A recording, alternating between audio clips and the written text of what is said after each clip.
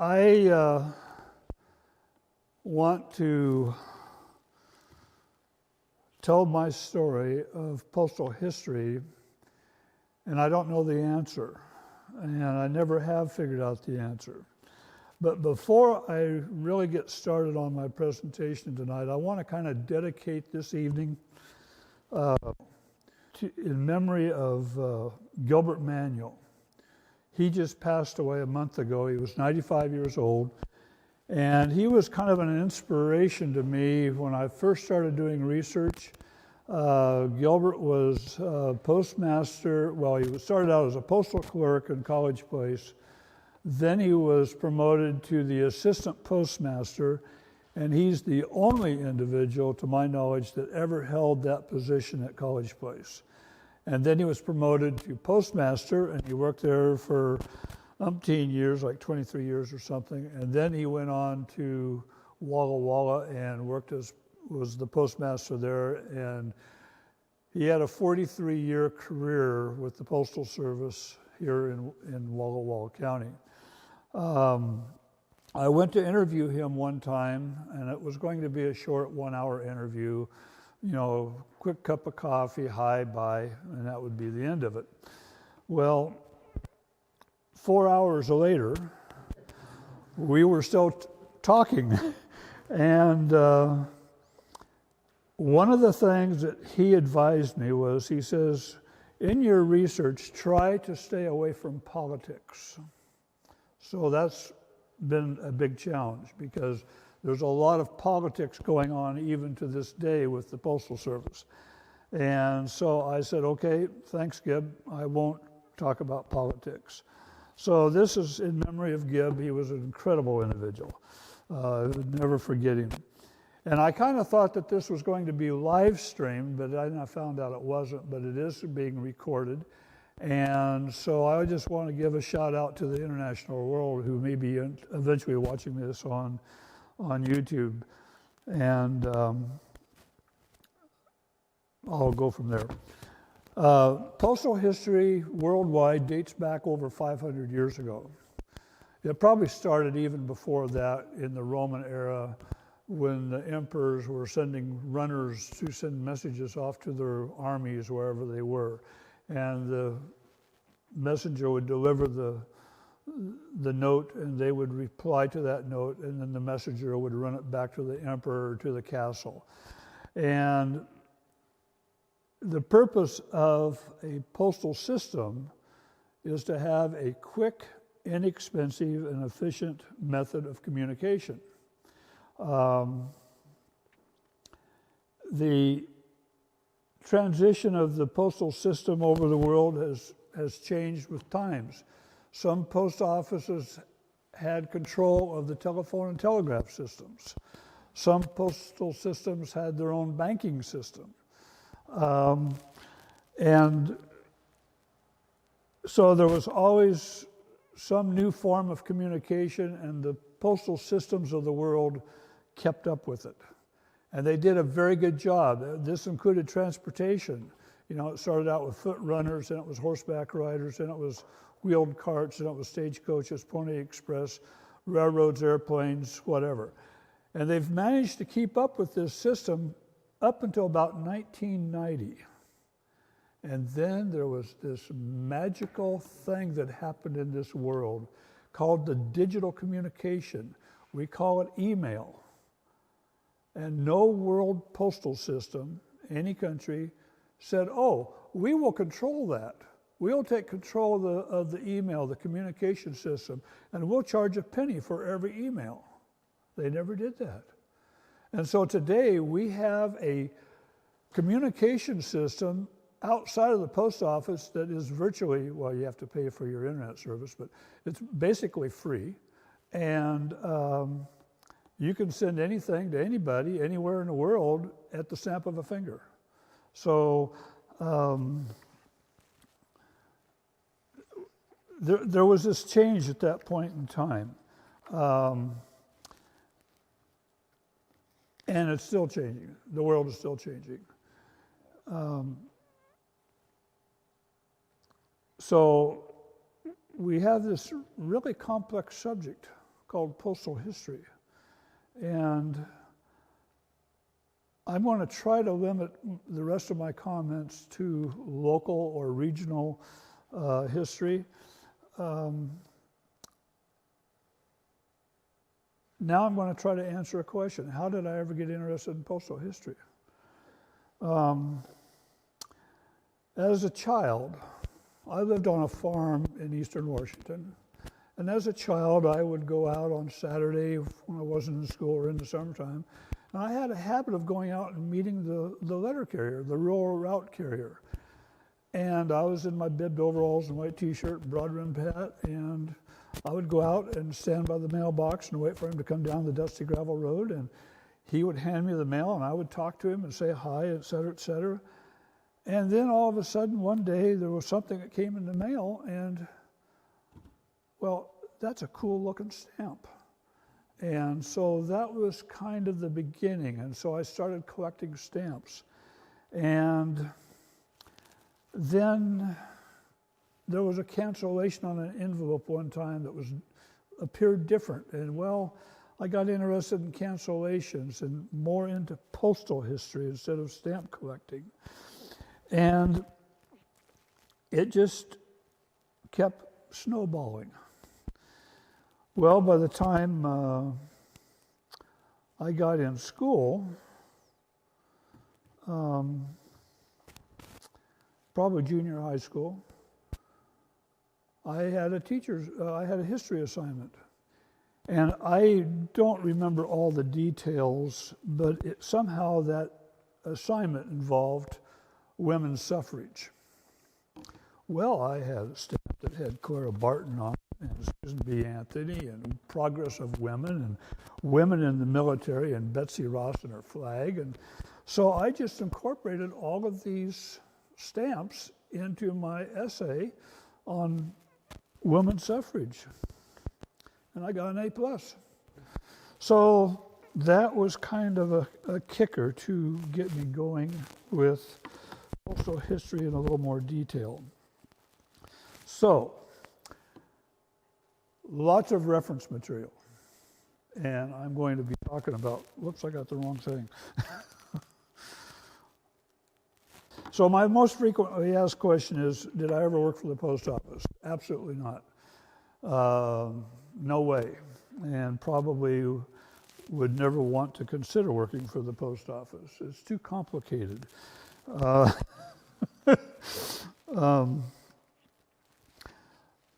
Over the years, in collecting postal history, I also collected other things. And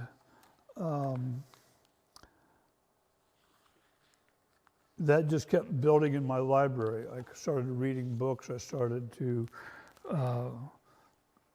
reading a lot of local histories, and almost every local history had something about the post offices or the postmasters. And so I just went from there, and one day I said, I got to do something with all this material. And so I started writing and doing more heavy-duty research. I've got too many things here. So the first thing that happens with postal history is that you got to have a post office. And post offices occur when you have an increase in population. And so someone submits an application to the Postmaster General in Washington, D.C., and that has to be signed off by the closest postmaster.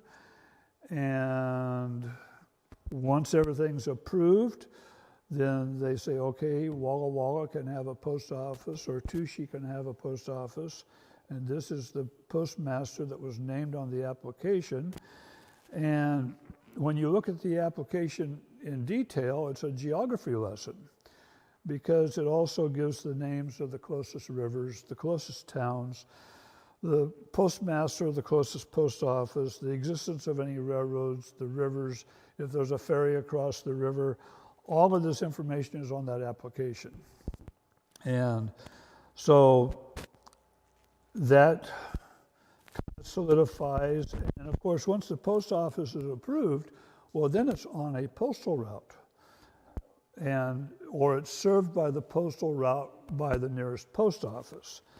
So the postal routes start to come into play. And when you're transporting mail by horse or by stagecoach, such as that one right there, they have to change the horses about every 15 miles. Well, ironically, what happens? There becomes a post office about every 15 miles down the road. And I can give you lots of examples right here. Starting in Walla, and you go to Lewiston, Idaho. There's a post office, there used to be a post office, at a place called Copy Eye. Well, Delta Mills started with a flour mill, and they wanted to have a post office. And so the post office in Copy Eye kind of went by the wayside because Waitsburg, or Delta Mills, they wanted a post office, so they built a post office. But the first one was at Copy Eye. So the team would leave Walla, go up over what was known as Wilson Grade or Wilson Hill, Wilson Road, down the valley, and they would have to change horses. And then off they would go, and the next place up the road was Dayton.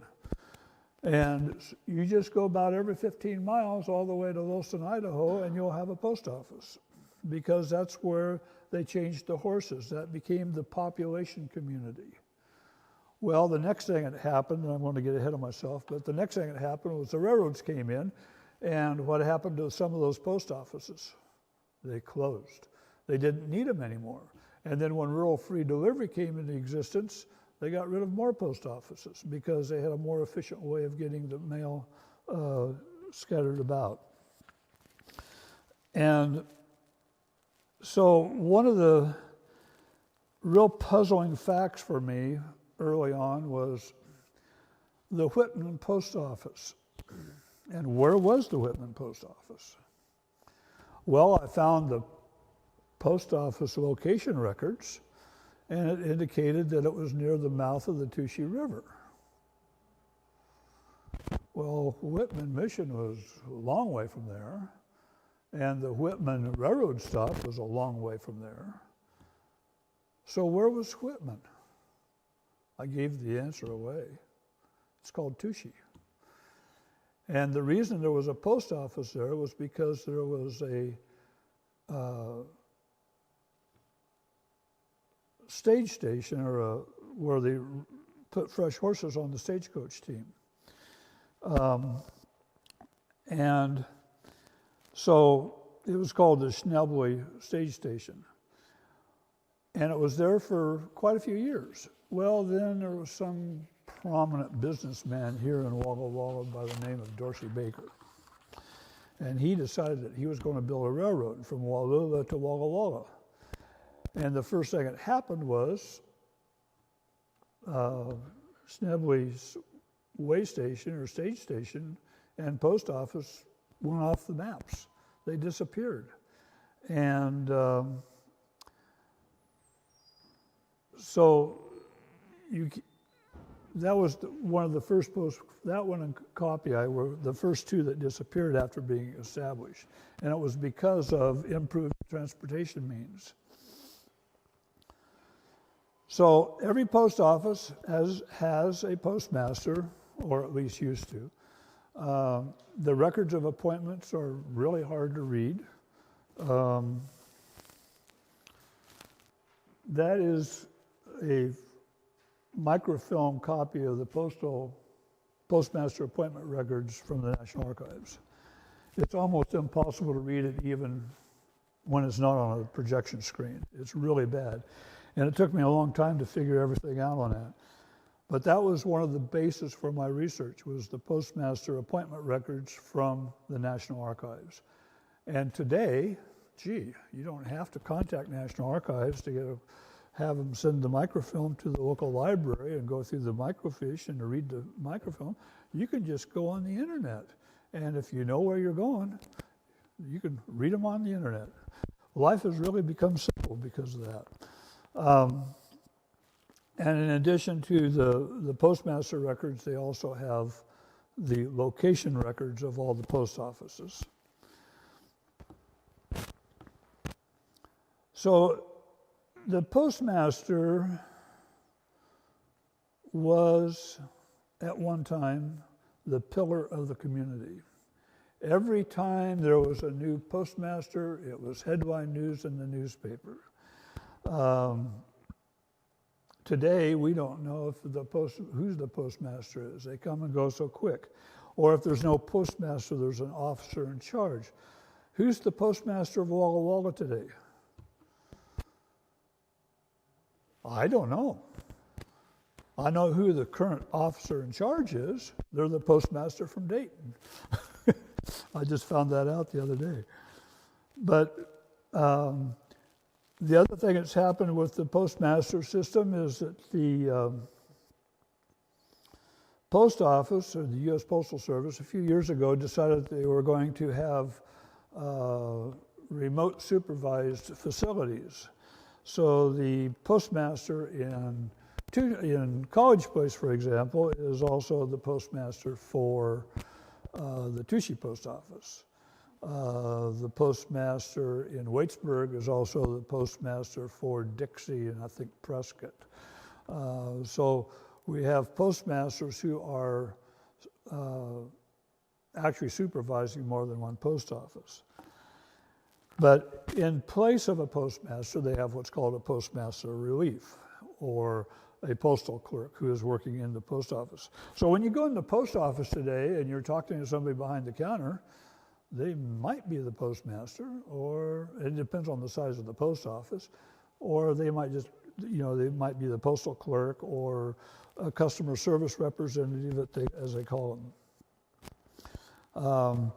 But in an early period of time, when the postmaster was the pillar of the community, they were also in their own place of business or in their own house, because that's where the post office often was. It was in a general store. So people in the community would go to the general store, and of course they'd always be there before the mail was delivered, and they would sit around the pot-bellied stove and drink coffee and steal apples or crackers out of the Cracker Barrel or whatever, and they would communicate free of charge. And it was kind of a nice social event for everybody.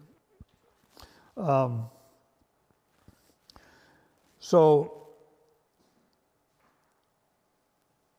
100 years ago or so, what I call Southeastern Washington, I call it a 5-county area, which includes Franklin County, and then you have Walla Walla, Columbia, Garfield, and Asotin County. I classify that all as Southeastern Washington. In that area, there used to be 120 post offices. Anybody have a guess how many post offices are in that same area today? 19. Over that same period of time, or the last 150 years in Southeastern Washington, there have been over 850 postmasters. The shortest term of a postmaster was 30 days. His name was Holden Parker, postmaster of Walla Walla, Washington. He received his appointment in October of 1863, and by the end of November of the same year, he was on his way down the road. The newspapers reported the postmaster had received his appointment by less than honorable means. That's all it says. Well, Holden Parker was a politician. He did some good things later on. At one point in time, the state of Oregon, they wanted to have part of Washington Territory, everything south of the Snake River. They wanted to incorporate that into their state, or annex it into their state. Well, Holden Parker went back to his hometown in New York, and then he eventually ended up in Washington, D.C. to petition against this annexation. And he must have been successful, because it never happened. So he did do some good things, but he was not appreciated as a postmaster in Walla Walla. And one of the longest appointments was for 31 years, or for 41 years total, and that was Gilbert Manuel. He served the longest of any postmaster in the area that I'm aware of. And as I mentioned earlier, he was also the only person who served as an assistant postmaster for College Place. There was another postmaster for WalltoWall County who had a very interesting career, and he was the postmaster for Lamar, Washington, which is out on Highway 126 to the west of Prescott. There's a grain elevator, and there was a post office there at one time. His name was Albert Gose, and he was appointed as postmaster in 1907. He was there for 6 years, and he was also the person who operated the Acme Mill Company. They had a flour mill there, and he operated the flour mill. And because of the flour milling business, he became well associated with all the farmers, and he joined a farm organization called the Grange, and he eventually became the state Grange master. Then somehow he ended up getting into the financial world, and he became a commissioner for the land bank in the state of Maryland. And from there, he ended up in Washington, D.C. as the National Grange Master. And because he was in Washington, D.C., he had lots of political connections. And the first thing he knew, he was on the Reconversion Advisory Board that was created by Harry S. Truman. So here's this guy that learned how to operate a flour mill from his father in Portland, Oregon, came to Lamar, became a postmaster, and ended up in Washington, D.C. many years later. And that's what happens when you start doing research on something or somebody, and it's just one thing after another, after another, after another. It's a never-ending process. Postmaster appointments were appointments of convenience or political. And at one point in time, if the administration in power was Democratic, most of the postmasters were Democrats, or vice versa, or if it was a Republican. And a lot of postmasters would change their political affiliation ever so often so that they could continue their job. Otherwise, they were out the door. And so that's one of the reasons we say we don't want to talk about politics in the post office.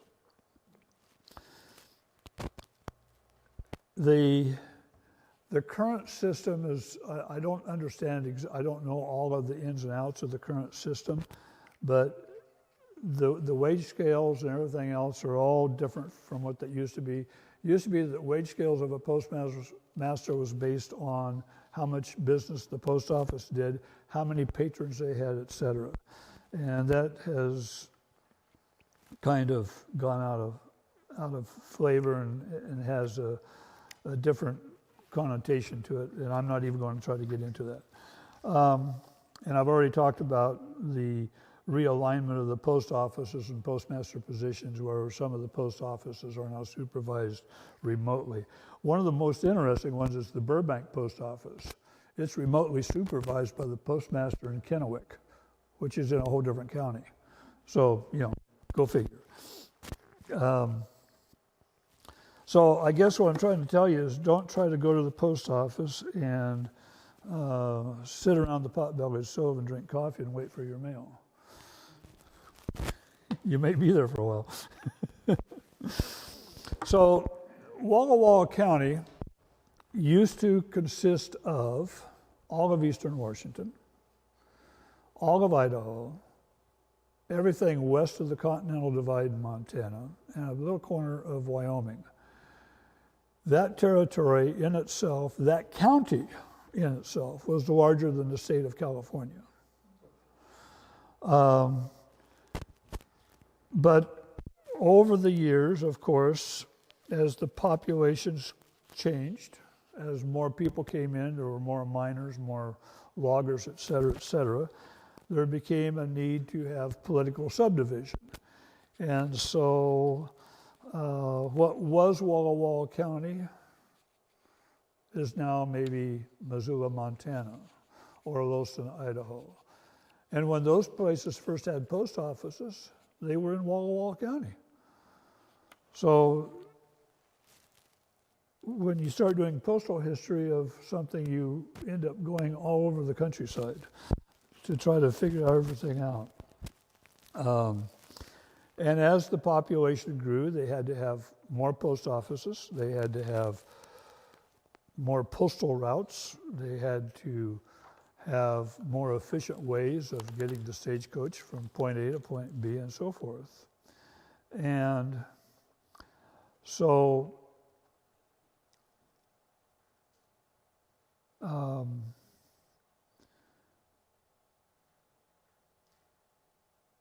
as late as 1980, which is not that many years ago, within this area that was once WalltoWall County, there were still places that were only receiving mail 3 days a week. Postal patrons were getting their mail 3 days a week. And in the wintertime, they might be lucky if they got it once a week. And that's not that many years ago. Just stop and think about that. And we complain if the I complain if my mailman's not at my house by 7 o'clock in the evening. And some nights he's there later. Thank God he makes it. But, the whole thing has changed a lot over the years. So this shows the county subdivisions. It shows some of the post routes of early Eastern Washington. And the first stagecoach, the first stagecoach mail run was from Walla to Wilson, Idaho. And I don't know if it was that stagecoach that made the run or if it's the one at the fairgrounds. It was one or the other. And that stagecoach had an interesting route. And I know this history very, very well because it was told to me when I was probably 5 years old. Walla is over here someplace, Lowson is over here someplace. And this is the stagecoach route, right there. And at this point is the Tucannon River. So, if you were to drive up the Tucannon River, you would see, after you drive up a little ways, on the left-hand side of the road, there's a road called Jackson Road or Jackson Grade. The stagecoach would leave Walla, go up over the hills through Dayton, and it didn't go to Marengo at that time, but instead it went down what was called King's Grade. At the bottom of King's Grade was William King, and he may have been the stagecoach driver, because that was his occupation. They would probably change horses there. And then they would go across the Tucannon River and go downriver just a little ways, and then at that, where it says Jackson Road, they would make a hard 180-degree turn and go up the hill and then down into the Petaha and on into Pomeroy. And the only reason I know that is right there is that grade that they would go up. And my great-grandfather homesteaded all of that ground right there. And if you go out there today, you can still see where that stagecoach went up that hill. So I have a personal investment in that history right there. My grandfather used to tell me about the postmaster at Marengo sitting on the porch swatting flies and feeding them to his chickens.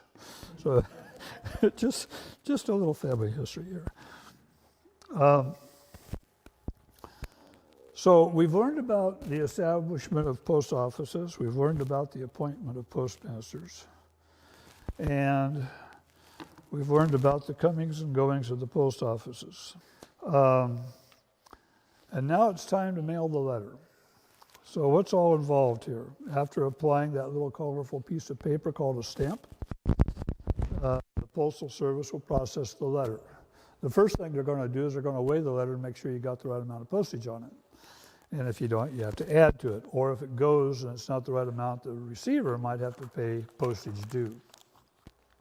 The purpose of that cancellation that's on there is to record the city where the letter entered the postal system, the date, the time, and if it goes by some other means, i.e. if it is on a railroad car and is being processed and sorted on the railroad car going from Dayton to Pasco or from Walla Walla to Wallula, it'll get what's called an RPO cancellation.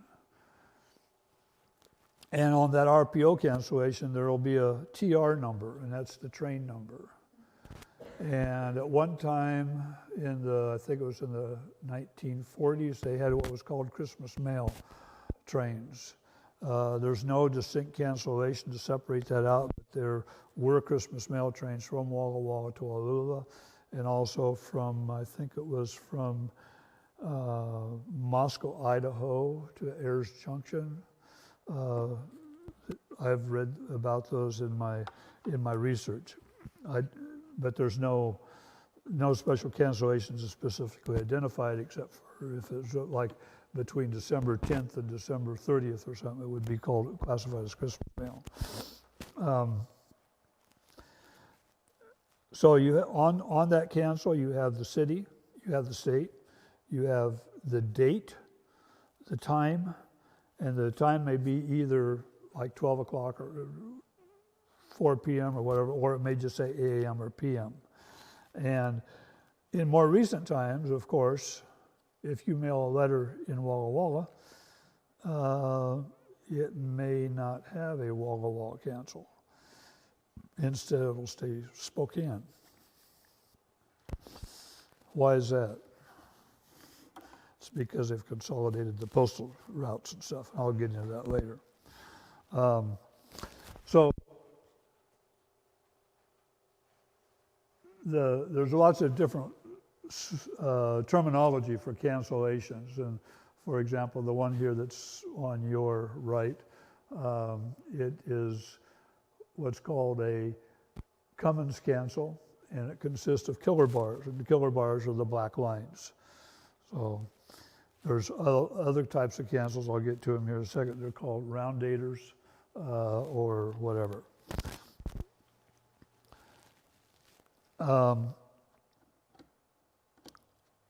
The other thing is that sometimes there are special events that require a special cancellation. And in Walla Walla, they had their 150th anniversary, or the county did, in 2004. And so the Walla Walla Valley Philatelic Society designed a special cancellation. And it was submitted to the Postal Service for approval. And so on April 25th of 2004, right here at the museum, one could bring an envelope with a stamp on it, and they could get a pictorial cancellation affixed to that envelope. In 1989, Washington State celebrated their 100th anniversary, their Centennial, and one of the events of that time was to reenact the transport of the state draft constitution to Olympia, and so they used the Stagecoach. Again, it wasn't that one, it's the one that's at the fairgrounds, but they're the sisters. And I believe, I'm not positive, but I believe that the Stagecoach that is at the fairgrounds is still the only stagecoach in the state of Washington that is licensed to carry the mail for the U.S. Postal Service. And it may be the only stagecoach in the nation. I don't know about that. But that's kind of another little oddity about postal history and involves us here locally. There are also stamps that are issued and special cancellations. And we had one of those here back in 1936, I believe. Or 38, I guess. No, it says 36 here. Anyway, there was what's called a first day of issue, and anyone can request to have a special stamp for a special event, but you better plan ahead because it takes about 3 years to go through the process. It has to be approved by the U.S. Postal Service Stamp Committee.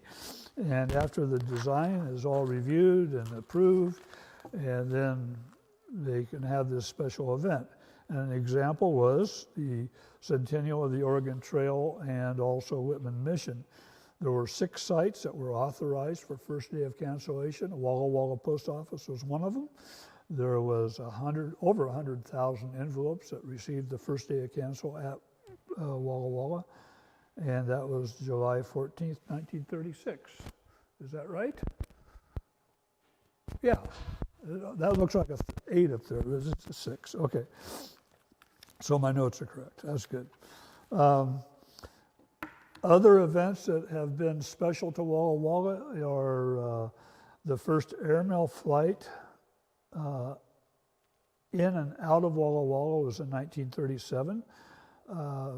The Postal Service began airmail service in 1918, but it took a while to get to Southeastern Washington. Pasco had their first flight in 1929. United Airlines provided the air service for the airmail route from Portland to Spokane via Pendleton and Walla. And then Walla became part of another airmail route called Route number 77 with air service from Walla to Seattle via Pasco, Richland, Yakima, and Ellensburg. Boy, was that an up and down ride. So those are just some of the little tidbits of local postal history that have been on a national scale as well. There are some cancellations or postal markings that are no longer in use, and one of them is called the Doanes Castle. The cancellation is like all the other cancellations, and it records the place that the piece of mail entered the postal service system and the time, etc. The difference is the way the cancellation is designed. A Doanes Cancel has either 4 bars, that looks like 4 bars here, but it's actually 4 sets of bars, and in between what makes it look like a bar are 2 narrow lines, and they call that a railroad track. And the other one is that one is a solid cancellation. The other unique thing about that cancel is that there's a number in it. There's a number, that number can be anywhere from 1 to 22. And that designates or signifies how much the salary is for the postmaster. If the number is 3, the postmaster makes less than $300, or $300 or less. Or if it's a 1, they make $100 or less. And why they did that, why they wanted everybody to know how much the postmaster made, I have no idea. I remain totally innocent of that information. But I can go to the National Employee Registry and look up any postmaster from about 1880 or so up to about 1915. I can go in and I can look up the postmaster of any town in the United States, and it gives their salary. And it's interesting how often I have done a little extra research and confirmed the fact that that number is correct. So another part of the history in its minor part. Is there anyone here that knows who the Pacific Northwest Corporation Improvement Association is? They're still in existence, but by a different name. It's called the Walla Grain Growers, or the Northwest Grain Growers. This envelope was sent to Mr. Oosterhout. He was in Spokane, Washington. He was staying at the Davenport Hotel. He was up there on business of some sort. He was working for Sperry Mills, which was a branch of General Mills Incorporated. And apparently he left town before the letter got there, so it was returned back to Walla. there was a fee for it going to Spokane. There was a fee for it to come back. And it's kind of a unique, what we call a cover, because it's an Airmail special delivery. And it has all the little postal markings to tell you, all the auxiliary markings, to tell you exactly where it is, what it's doing, where it's going, where it's not going, and it's got to be returned to the sender. A quick little research on Mr. Ustrut informs me that he journeyed from Moscow, Idaho to Portland, Oregon via WalltoWall and Spokane. He was involved in the milling, flour making business with the Sperry division of General Mills. So you can have an envelope and you can start doing a little research and you can find out a whole bunch of information about people that may or may not be of interest to you. Okay. So as I mentioned earlier, mail is not canceled at the local post office anymore. It all gets put on a truck and sent to Spokane. And the reason for that is that the Postal Service has deemed it more efficient to load everything up in a truck, haul it to Spokane, and run it through their canceling process, load it back on the trucks, and send it back to all the post offices. So the mail that went to from Walla Walla to Spokane may be an address to Walla Walla, and why didn't it just stay here and get canceled? Well, they would have had to have a mail sorting system here to do that, and it's actually more cost effective just to take it all to Spokane. It's hard to believe, but that's kind of the way it is. And so the cancellation on your letter is not where it came from. It's where it got processed. And the Postal Service is like the airline industry. They have hubs, and everything flies in and out of the hubs. And it makes for a more smooth operation overall. I don't have the numbers, how many hundreds of thousands or millions or billions of pieces of mail are processed every day, but it's a tremendous amount. And they just can't hardly keep up. But technology is helping them a little bit. You would think that at the smaller post offices, like Dixie, for example, and the mail comes in, you would think that they could probably go through the mail and pull out everything for Dixie Post Office and cancel it and put it right in the box right there, but that's not the way the system works. But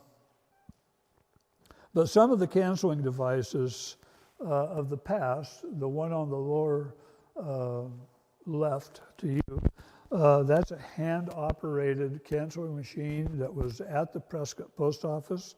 It may still be there, I don't know. I know that at one time, when talking with the postmaster of the time, she informed me that the Postal Service wanted to retire that canceling machine, and she refused to retire it because she told them that we lose our power here too often, and if we do, we don't have no way of canceling the letters except by hand. And this little hand crank machine is much more efficient. I don't know if it's still there or not. Probably not. So you have different types. The upper left corner, that's a standard, what we call a round dater, that they use for verifying payment or something on receipts and that sort of stuff. The one next to it is a regular hand cancel with what we call the killer bars, those 4 bars off of it. And then these other two are duplex cancels. One's a hammer. They hold that thing by the hand on a table, and they may have the letters all out there, and they just go down the line and just slap them with it, and it puts a cancel on them. And then the other one up there is a similar one, a duplex. It's a hand cancel. And I don't have all of those in my collection, but I do have a couple of them. So one time I talked to a postal inspector about my collection of stuff, and he said, as long as you don't pretend to be a mailman or work for the post office, you're all right. He says, just don't don't try to falsify anything with it. So, the other part of the postal history that is a somewhat valuable tool at times in research are postal receipts, post rent receipts, postage due receipts, registered mail receipts, those sort of things. A lot of those have a signature of the postmaster on them. Mr. Valter, postmaster of Walla, back in 1881, right there. Jacob Keevy was postmaster of Gross Post Office, which is up in the mountains up out of Waitsburg. And it's actually in Columbia County. It's not in WalltoWall County. That was another post office I had a little trouble trying to find. So the paper memorabilia of the post office in all forms is useful in research. The other thing that's nice are maps, because they show you where the post offices are or were, and also counties. The upper map was done by a fellow postal historian that I know. He did a very thorough study on the creation of the counties in the state of Washington, and it comes in really handy to have for when you're doing research, because it has all the dates of each county, and to think that used to all be Walla County. The lower map has Whitman on it right there, and between Whitman and Walla is the first railroad in the Washington Territory, the start of the Baker Railroad, and the demise of Whitman Post Office.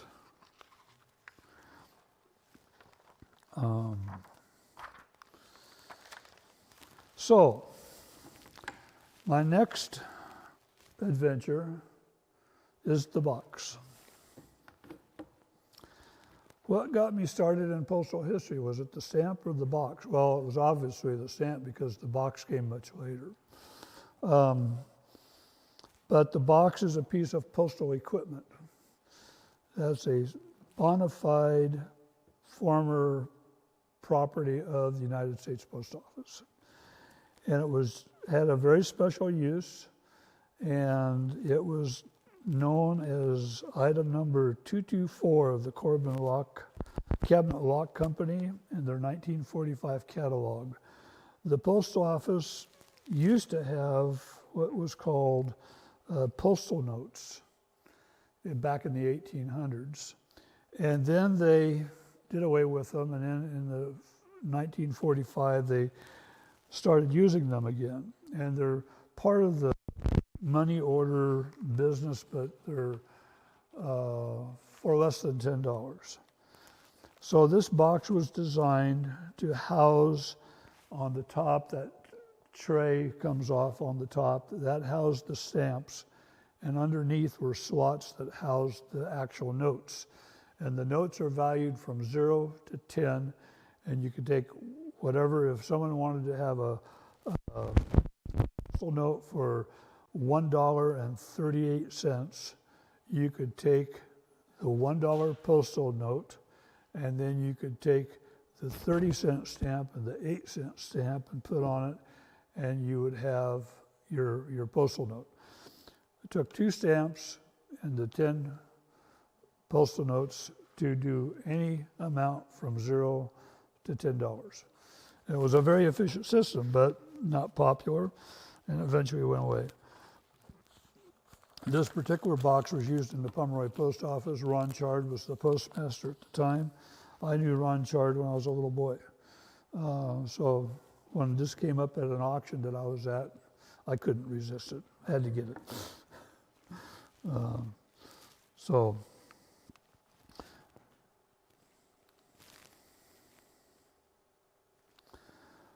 So there's another part of postal history, I guess, called Postal Memorabilia. And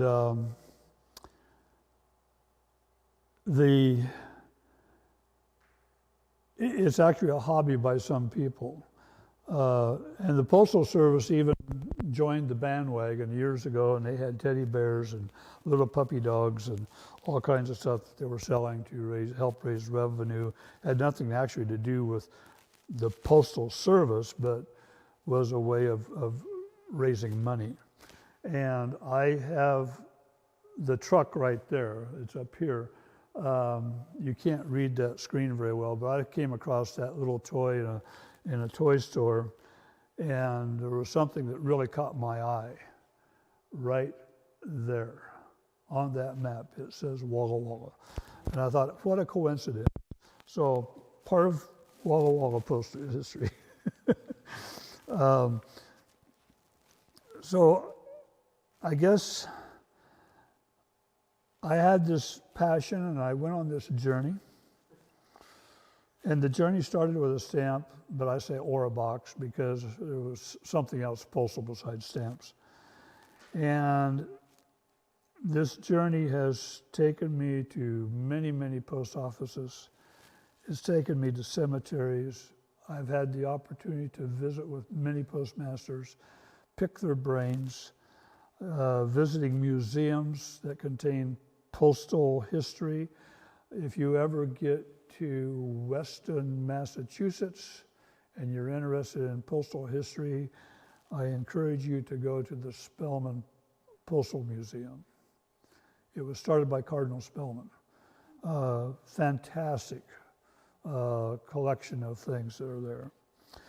So that's basically my story of postal history, and of course, then I ended up having to write and edit and publish and print the postal history of Southeastern Washington. And that is another story for some other time. And I just want to thank you for your attention. And if you have any questions, feel free to ask. Yes, sir. Two questions. One, you will never see a cancellation with Walla. Oh, yeah, it's very possible. If you have a piece of, there's what's called non-machinable mail. For example, I've had to mail copies of my book, and it goes by media mail, and so I take it to the post office. I have stamps on the outer wrap, and they hand cancel it right there before your eyes, and then they throw it in the bin, and it's on its way. Yeah, so there is still cancels of individual post offices. But for the most part, it's all mainstream and is all computerized and ink spray cancellation. Do the Walla cancellations have the time that it was done and all the details that need to be worked? They have the date. I don't know if the hand cancel has the time on it or not. I don't think it does. But the spray cancel from the processing centers, they have the time on them. Yeah. My other question was, what happened to all the mailboxes? What mailboxes? When did that disappear? Why was that? I'm not. Oh, the collection boxes? They still have them. Not as many, or they changed the location of them based on. I don't know how they figured that out, but they do change the locations of them from time to time. Well, I grew up in Indiana, and we had a mailbox in the corner practically, or a drop box, I should say.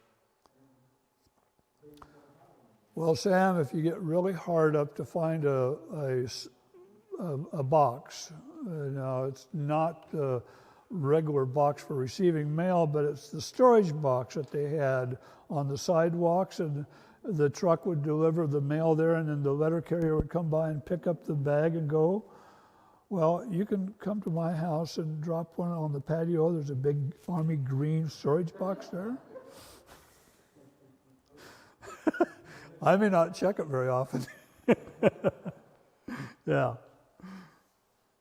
Yes, James. I have a very large 800-pound safe that I have been told But the Lapway post office used to keep their stamps in it after hours. The what post office? Lapway, Oh, Lapway in Idaho? that's what Spalding was. Yeah. And how could I verify that? I was just told. Well, it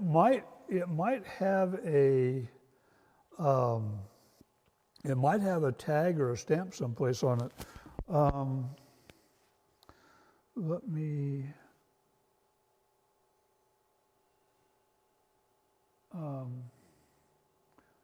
How do I operate this? Does this go back? No. I have a piece of furniture here. Just a minute. Come on. Yeah.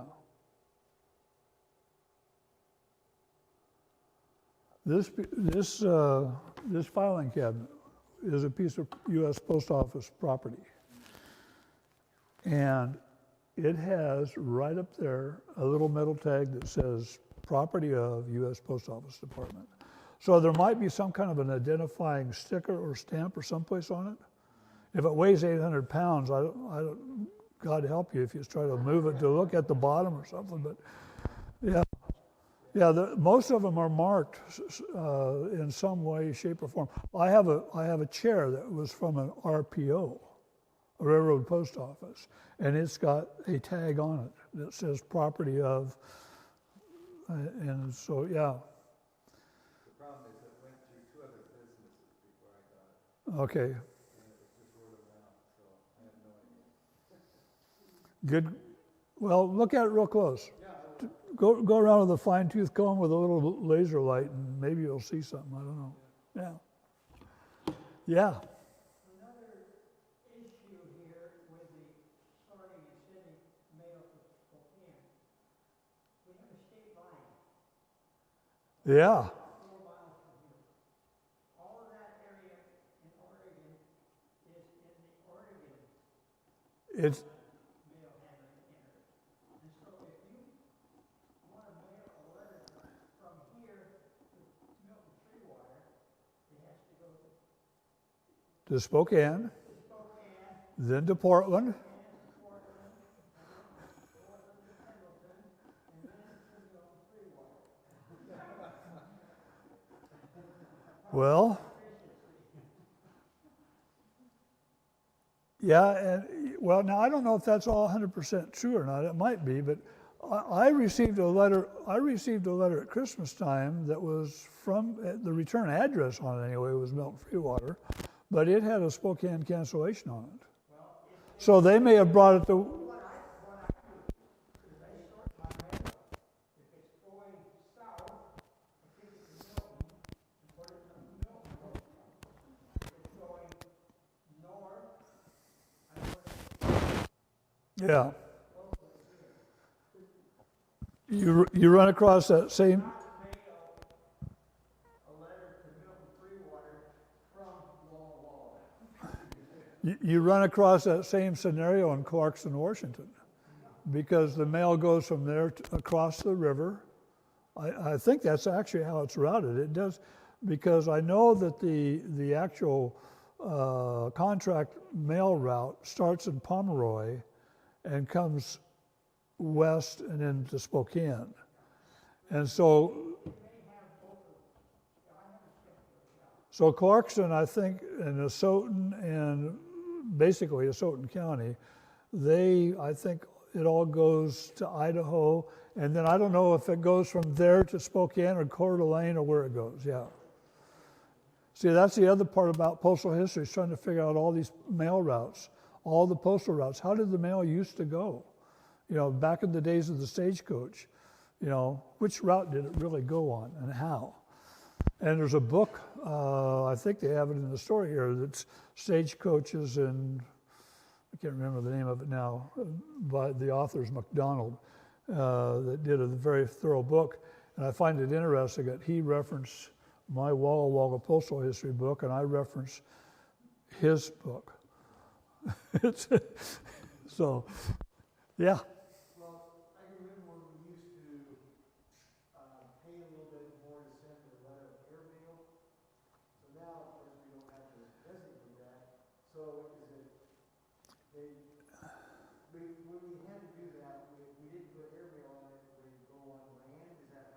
Basically, that's how it used to go. Yeah, if you didn't have an airmail stamp, it took the slow boat to China. And I don't know how many of you noticed when COVID first started, if you received any international mail, did you notice how long it took to get here? It didn't come on an airplane. It came on a ship because all the airplanes were out of service there for a short period of time. Everything was grounded. You know, what do we do? How are we going to do?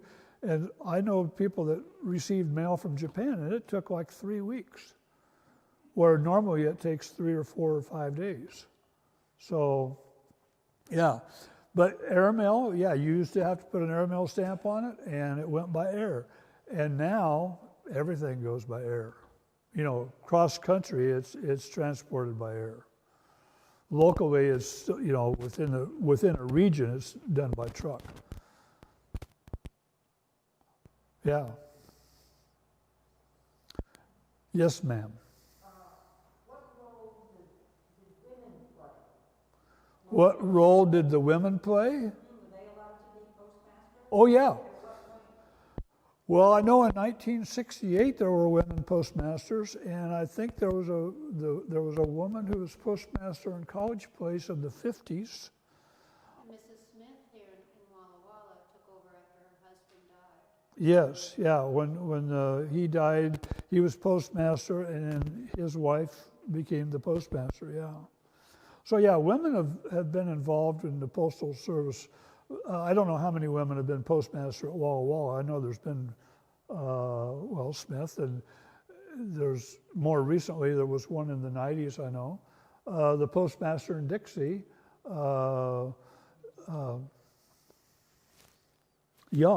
Gladys Yaw, she was postmaster from 1960 something up until her retirement in late 80s or early 90s. Is it something that the women had to fight to do? Was it a man's job until It was probably considered a man's job, yeah, but they integrated into the system. I have an aunt that was a postmaster in Connell in 1968, I think it is. I walked a route back in the 60s. I was there were two of us in the post office. This was back east. Yeah. And I couldn't stand it in the post office. It was just all men. We just did nothing but Well, I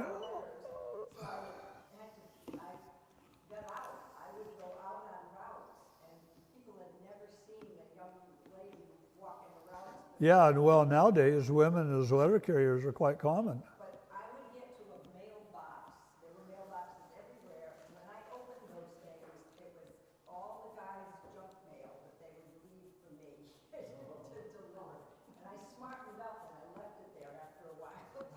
There's no due date on that stuff. But the men would stuff it with all the stuff they didn't want to deliver. Yeah. And then one other comment, this other girl and I mean, there were many nights when it was dark by the time I was done my route, because I would be standing in the middle of the road looking for where the heck I was going. In apartment houses, you didn't know where to stick the mail.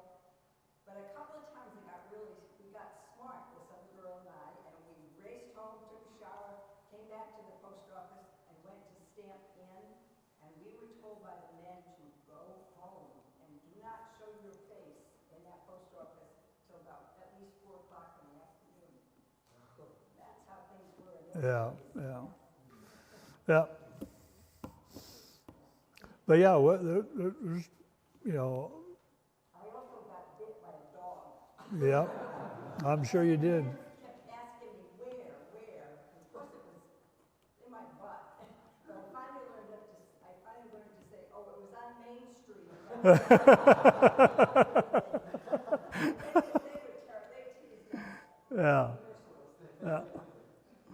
Yeah, okay, well, any other questions? No? Well, thank you for coming.